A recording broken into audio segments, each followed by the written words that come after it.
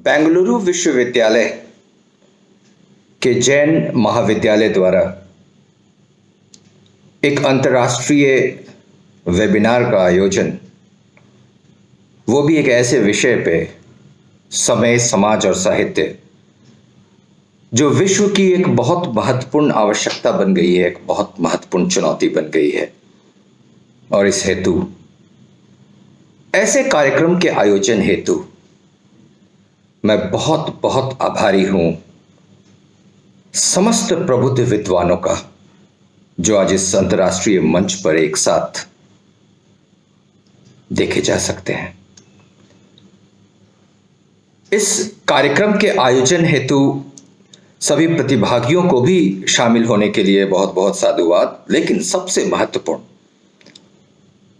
आयोजकों को, जो धन्यवाद के विशेष पात्र हैं, डॉक्टर बीटी वेंकटेश, जो प्रमुख संरक्षक हैं इस वेबिनार के, और विशेष धन्यवाद डॉक्टर तनुजा रश्मि जी का, जो कि विभागाध्यक्ष हैं इस महाविद्यालय के हिंदी विभाग के।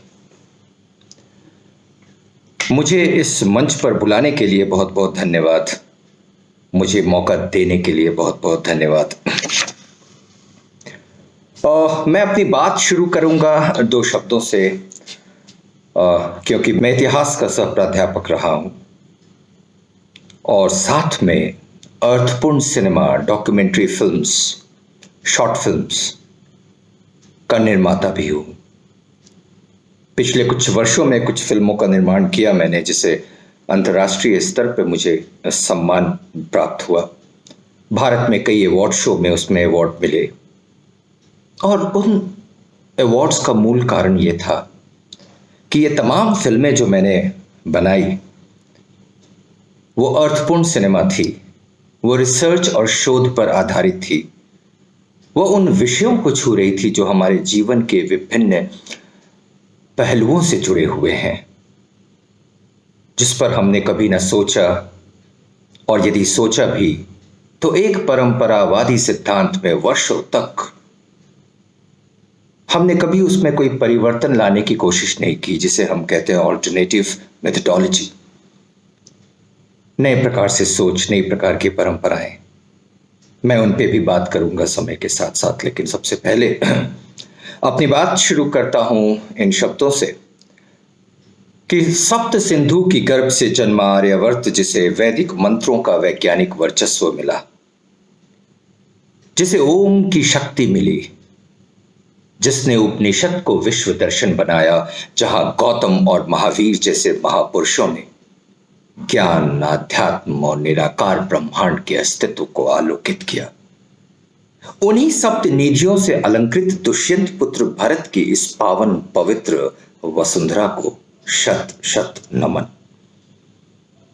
यह भारत का इतिहास रहा है, जहां पे संस्कृति और इतिहास अपने आप में एक मिसाल प्रस्तुत करते हैं, जहां साहित्य, संस्कृति और समय से जुड़ा रहा, समय और समाज के बीच में एक अन्योन्याश्रय संबंध रहा, एक परंपरा रही। दोनों जब समकालीन थे तो समय की गोद में समाज पोषित हुआ, समय की गोद में समाज विकसित हुआ। इनके बीच एक अन्योन्याश्रित संबंध था, और हर एक समय का अपना एक विशिष्ट समाज था। उसकी अपनी परंपराएं थीं, उसकी अपनी अवधारणाएं थीं, अपनी मान्यताएं थीं, अपना एक सामाजिक ढांचा था, जिस सामाजिक ढांचे में वो समाज विकसित हुआ, परंतु उस समय की परिधि के अंतर्गत विकसित हुआ। उस समय की उपज था समाज, परंतु अतीत के उस समाज का अध्ययन करना एक बहुत बड़ी चुनौती है। वो चुनौती इसलिए है कि अतीत के उस समाज का हम जब अध्ययन करते हैं, या फिर वर्तमान के समाज का अध्ययन करते हैं, तो कल की तारीख में यह भी अतीत होता है। जैसा हम जानते हैं कि history is the study of past in present for future. इतिहास अतीत का अध्ययन वर्तमान में भविष्य के लिए है। तो कहीं हम भविष्य को सुरक्षित रखना चाहते हैं, कहीं कहीं भविष्य पर हम अपनी विचारधाराएं पूर्वाग्रह से मुक्त होना चाहते हैं, तो हमें समाज का सही अध्ययन करना आवश्यक होगा। साहित्य को यदि समाज से जोड़ा जाए तो आप जैसा जानते हैं कि साहित्य को समाज का दर्पण मानने वाली विचारधारा मुख्य रूप से भारतेंदु युग की देन रही है। समाज की सीमा, उसकी उपलब्धियों का यथार्थ चित्रण करना साहित्य का धर्म रहा है।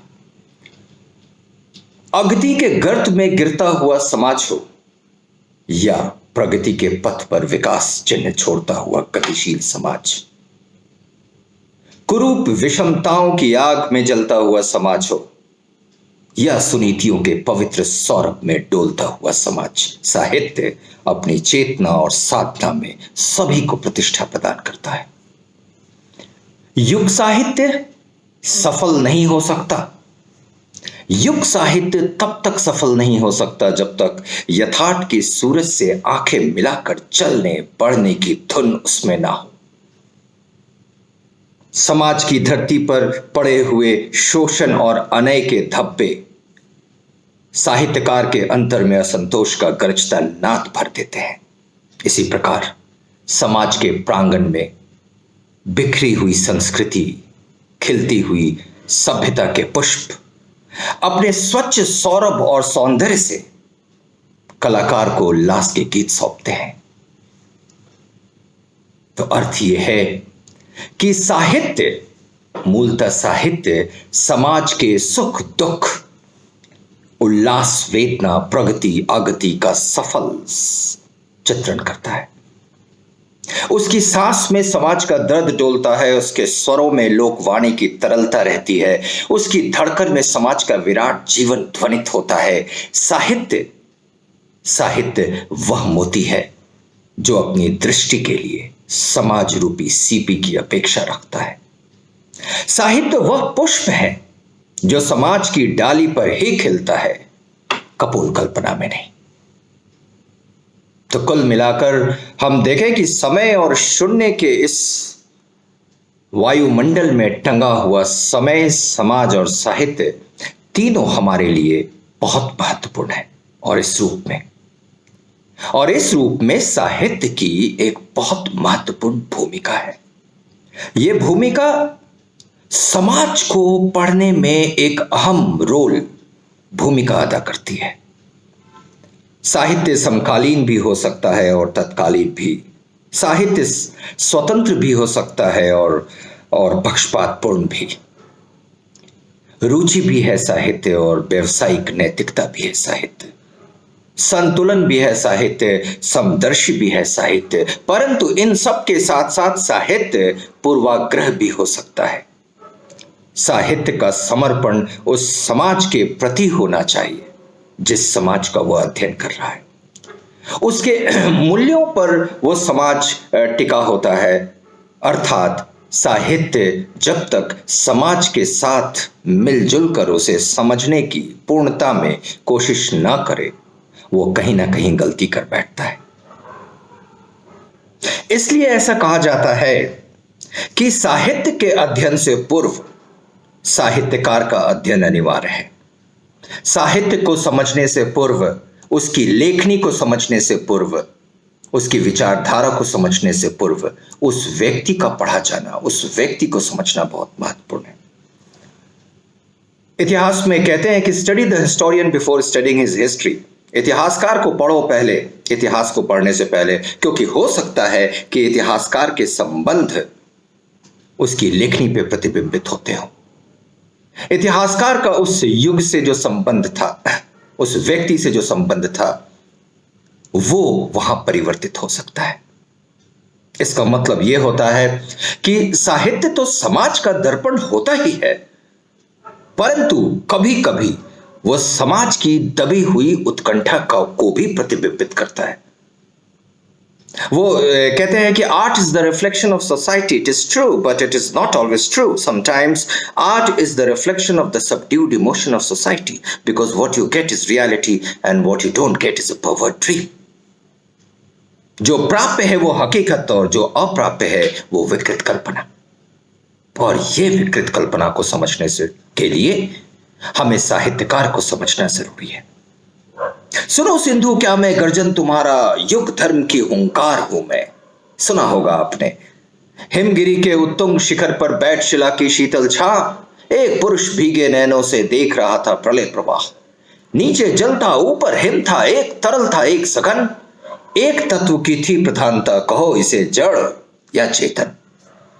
जयशंकर प्रसाद की जब कामायनी पढ़ते हैं तो ये बात स्वतः समझ में आती है कि जिस युग में उन्होंने कामायनी की रचना की, या रश्मि रथी की रचना रामधारी सिंह दिनकर ने जिस युग में की, उस युग में उसका बहुत महत्व रहा होगा। तो एक समाज का संबंध उस साहित्य से महत्वपूर्ण है, परंतु साहित्य समाज को हमेशा प्रतिबिंबित करता है ये जरूरी नहीं, क्योंकि साहित्य समाज की प्रतिक्रिया भी है, समाज की रुचि भी है, समाज का पूर्वाग्रह भी है और समाज से खुद के संबंधों का एक सचित्र विवरण भी है साहित्य। तो इस रूप में यदि हम समझें तो साहित्य को पढ़ने से पहले, किसी लेखनी को पढ़ने से पहले, किसी कला पर निगाह डालने से पहले उस युग को समझना जरूरी है, उस युग की आवश्यकताएं समाज को समझना जरूरी है। If you want to study the past, go back to the past, think the thought of the people of the past, live the life of the people of the past, you will be able to understand past in its total entirety. यदि जब आप किसी अतीत का अध्ययन या अतीत के समाज का अध्ययन करते हैं तो प्रश्न नंबर 1, पूर्णता में अध्ययन करना जरूरी है, उस समाज को पूर्णता में समझना जरूरी है, उस युग की मानसिकता को समझना जरूरी है, उस युग के लोगों की स्थिति को समझना जरूरी है, यानी उस युग को उस समय के अक्ष पर रखकर, समय के ढांचे पर रखकर, because the possible of today was not the possible of 100 years ago. जो आज संभव है वो लगभग 100 वर्ष पहले संभव नहीं था, और यदि आज के संभव को यदि हम 100 वर्ष पहले अधिरोपित करने की कोशिश करें तो यहां हम एक गलती कर बैठेंगे, और ये बहुत बड़ी त्रुटि होगी किसी साहित्य को समझने के लिए। आपको मैं याद दिलाऊं रामधारी सिंह दिनकर की वो प्रसिद्ध रश्मि रथी, जिसमें कृष्ण जब पहुंचते हैं दुर्योधन के पास तो कुछ इस प्रकार से लाइन है कि दुर्योधन को समझाने को, भीषण विध्वंस बचाने को, भगवान हस्तिनापुर आए, पांडव का संदेशा लाए। दो न्याय अगर तो आधा दो, पर इसमें भी यदि कोई बाधा हो तो दे दो, केवल 5 ग्राम रखो अपनी धरती तमाम, हम यही खुशी से खाएंगे, परिजन पर अस्सी न उठाएंगे। दुर्योधन वो अभी दे न सका आशीष, समाज की ले न सका, उल्टे चला हरि को बांधने, जो था असाध्य चला साधने। जब नाश मनुज पर छाता है, पहले विवेक मर जाता है। फिर हरि ने भीषण हुंकार किया, अपना स्वरूप विस्तार किया, टकमक टकमक दिग्गज बोले, भगवान कुपित होकर बोले, जंजीर बढ़ा के साथ मुझे, हाँ हाँ दुर्योधन बांध मुझे। ये तमाम चीजें लिखने के पीछे कुछ ना कुछ तो कारण रहा होगा, कुछ ना कुछ तो मानसिकता रही होगी। ये समय और शून्य में अचानक से उत्पन्न हुआ कोई एक कला नहीं थी। इसके पीछे निश्चित रूप से उच्च समाज से रामधारी सिंह दिनकर जी का कुछ संबंध रहा होगा। यदि हम उस समाज को पढ़ पाएंगे तो साहित्य को समझ पाएंगे, और यदि नहीं पढ़ पाएंगे तो फिर साहित्य को समझने में कहीं ना कहीं त्रुटि कर बैठेंगे। मर्त्य मानव की विजय का तुर्य हूं मैं, उर्वशी अपने समय का सूर्य हूं मैं। एक पंक्ति में कितनी बड़ी अभिव्यक्ति छुपी हुई है। जब ऐसे साहित्य को पढ़ने की हम कोशिश करेंगे तो उस युग को भी समझ सकेंगे। मैं आपको इस मंच से बताना चाहूंगा कि एक फिल्म का निर्माण किया मैंने। उस फिल्म का नाम था खजुराहो की बोलती दीवारें।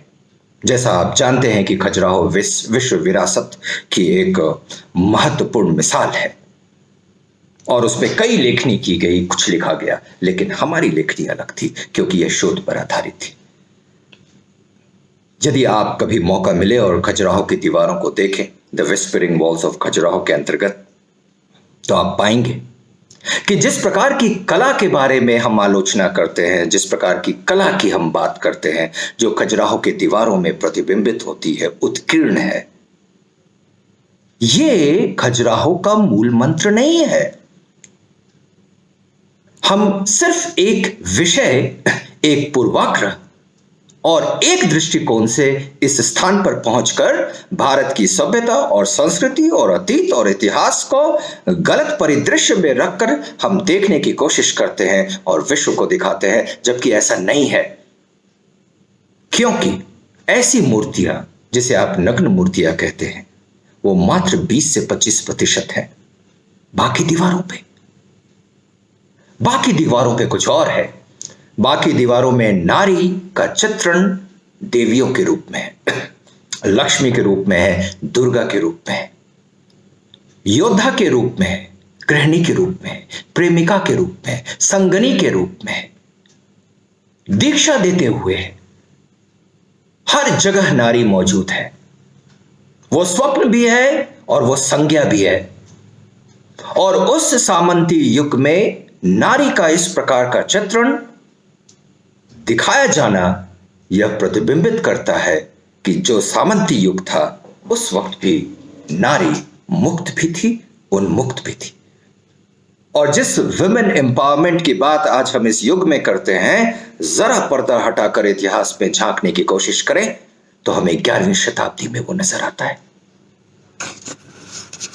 और इस कारण से मैंने लिखा, 1000 वर्ष बीत गए, कितना कुछ बदल गया।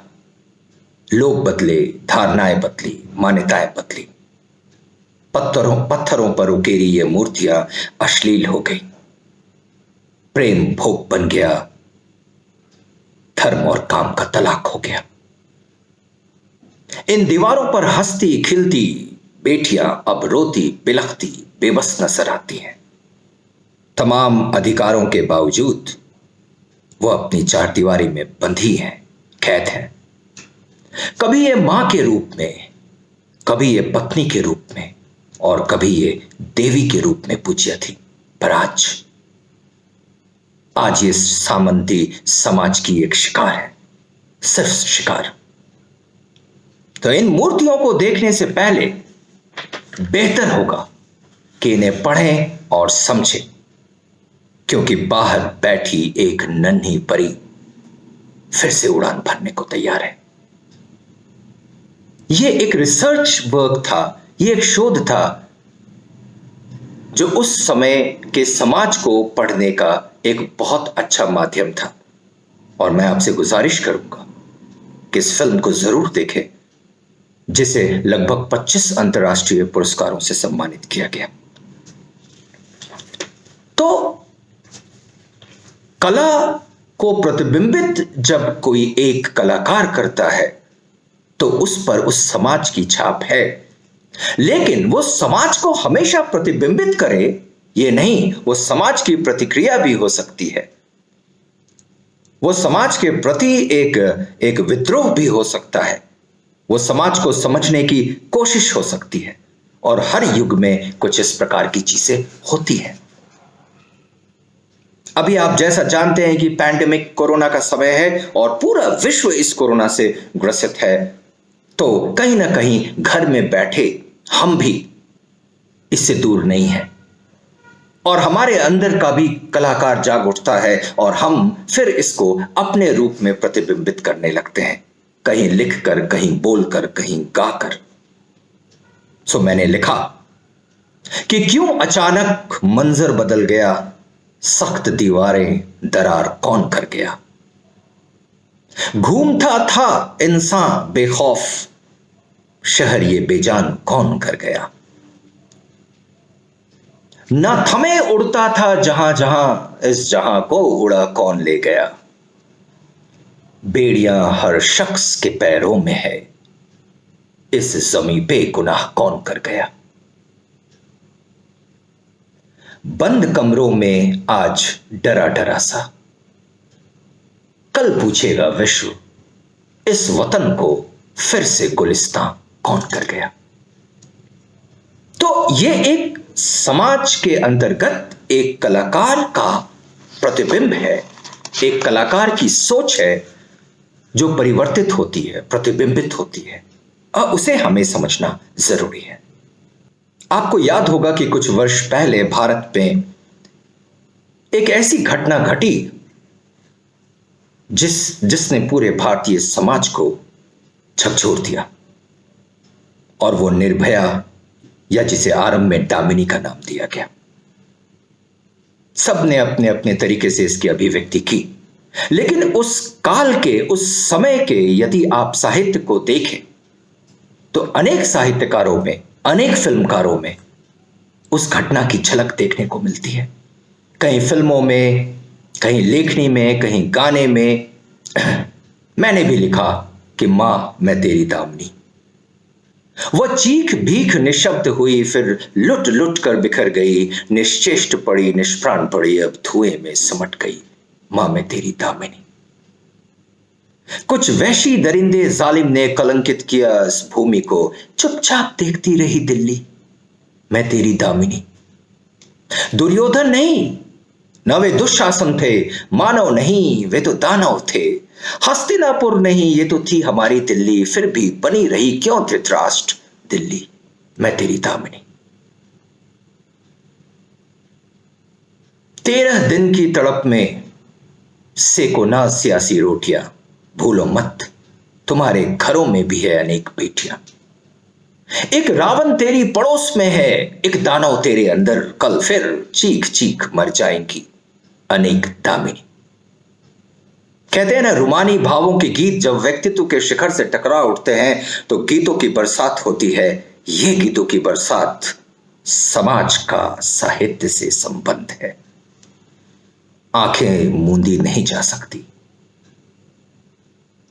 दिल से लिखने वाले लेखक शायद इसे भूल नहीं सकते, और उन पर एक असर होगा तो हर एक साहित्य पर असर है, और यह अधिरोपित नहीं है, यह स्वाभाविक है, स्वतंत्र है। एक बहुत प्रमुख नृत्य जिस क्षेत्र का मैं हूं वो राई नृत्य है, जो एक बहुत सुंदर लंबी परंपरा के रूप में विकसित हुई। परंतु कुछ नर्तकियों की जिंदगी शोषित है, अभिशप्त है। तो फिर मुझे मौका मिला इन पे एक पिक्चर बनाने का, और मैंने बनाई अभिशप्त रानियां, द कर्स्ड क्वींस। और फिर कहीं जाकर मैंने लिखा कि मां के खाने में खुशबू होती है बेटियां, भाई की राखी में रक्षा होती है बेटियां, पति के कर्ज में लक्ष्मी और पिता के दर्द में दवा होती है बेटियां। यह हमारी नहीं किसी और की सही, हर दिया की बाती होती है बेटियां। सड़कों पर नाचती ये हवस की आग नहीं, चकाचौंध रोशनी में रात रंगीन करने वाली अबलाएं भी नहीं। ना करो सौदा इनकी मजबूरियों का, किसी आंगन की तुलसी और किसी घरौंदे की मिट्टी होती है बेटियां। तो कहीं ना कहीं एक साहित्यकार, एक साहित्य स्वतंत्र रूप से जुड़ा हुआ है अपने समाज से, समाज उस पर असर डालता है। The society has an impact on the person. The mind is not a blank sheet, and even if it is a blank sheet, things from outside the world impinge upon the mind and then they get their reflection. And then we work accordingly. किसी को द्रोह विद्रोह पसंद आ जाता है, किसी को प्रेम और क्रीड़ा पसंद आ जाती है, लेकिन कहीं ना कहीं वह उस समाज को प्रतिबिंबित करता है।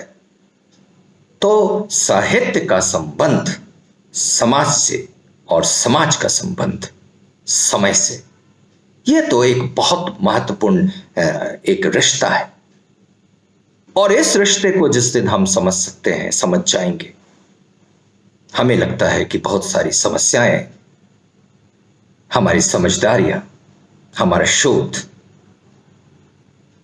और सबसे महत्वपूर्ण चीज ये कि हम पूर्वाग्रह रहित हो जाएंगे। हरिवंश राय बच्चन जी को आपने सुना ही होगा, पढ़ा भी होगा, उनकी मधुशाला भी पढ़ी होगी कि बड़े बड़े नाजों से मैंने पाली है साकी बाला, कलित कल्पना का ही इसने सदा उठाया है प्याला। मान दुलारों से रखना मेरे इस सुकुमारी को, विश्व तुम्हारे हाथों अब सौंप रहा हूं मधुशाला। ये मधुशाला का संबंध उस समय के समाज से था और बहुत महत्वपूर्ण संबंध था।